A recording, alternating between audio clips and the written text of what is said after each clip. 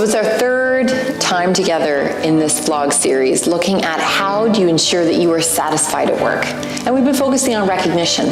This time we're looking at organizational recognition. And if you're a staff member or a middle manager, you may be wondering, is this even my purview? This is something that I can really impact. But it actually is. And for those of you who are in senior leadership roles or the owners of the company, I really hope you're paying close attention, because not only is this going to ensure that you're better able to retain your staff because they're satisfied and they're happier, but it's going to save you a lot of money. It's not about money though, it's about people, but the two things are connected. So let's jump right in. What are those three things? And as always, I have a resource for you. Feel free to click here, and I'm going to give you a great breathing exercise, a great strategy, because my very first suggestion to you is that you have wellness programs. Now, you've probably got a lot of really talented staff who have trained in yoga, laughter yoga, regular yoga. Perhaps they are fitness instructors, dance instructors.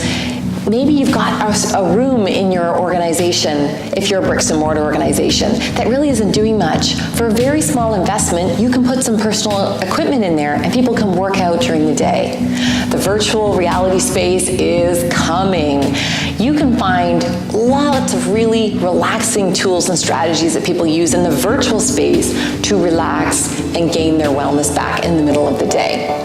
There's infinite possibilities for wellness, and it's, as I say, a wonderful way to tap into your best talent by figuring out who already has some strategies that they can bring to the rest of the team. Here's the next thing, professional development.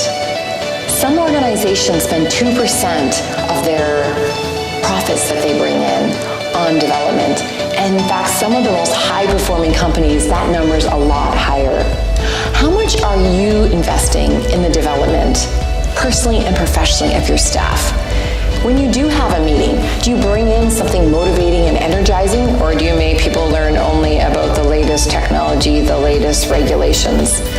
What are you giving back to folks who give so much discretionary effort to you because you know they have an option not to, and they may just choose to opt out if they don't feel like they're getting something back in return?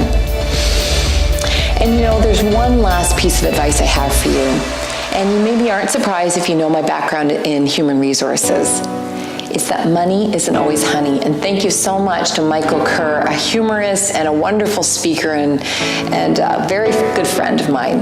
In fact, if you want to check out our interview video, you can go here and see all about the research behind how money isn't always honey. But let me tell you what I mean by that. There is very little evidence to say that money is a key motivator and driver, and yet almost always that is a core and pivotal element in our recognition. Perks, benefits, it matters to a point, but why don't you ask your folks that work in your organization if that's what's most important to them and how much it is important to them compared to all kinds of other ways we could have self, team, and organizational recognition. And for the love of Pete, keep mixing it up. There's my last suggestion. Exponential Energy, Kim Shepard, an incredible CEO of a recruitment firm, totally virtual, no bricks and mortar, out of California. She is my absolute wonderful business mentor, and she's always saying recognition that builds exponential energy is the stuff that is surprising.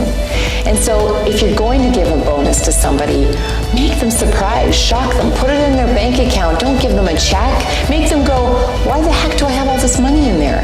If you're in the not-for-profit sector and people are coming in for leadership development or training, or even just in for the day, do something that surprises them and that makes them smile and realize that the organization and the people running it really do see them as human beings and care. Those are some of the tips I have for you today. I really hope that you found it valuable and you opt into the resource I have. And as always, I'd love for you to subscribe to this YouTube channel, and you can click here. And that way you cannot miss one single moment of value about how do you continue to build a healthy, happy, strong workplace and to be able to bring your greatness to the workplace each and every day. My name's Sarah McVanel. Be well and be great.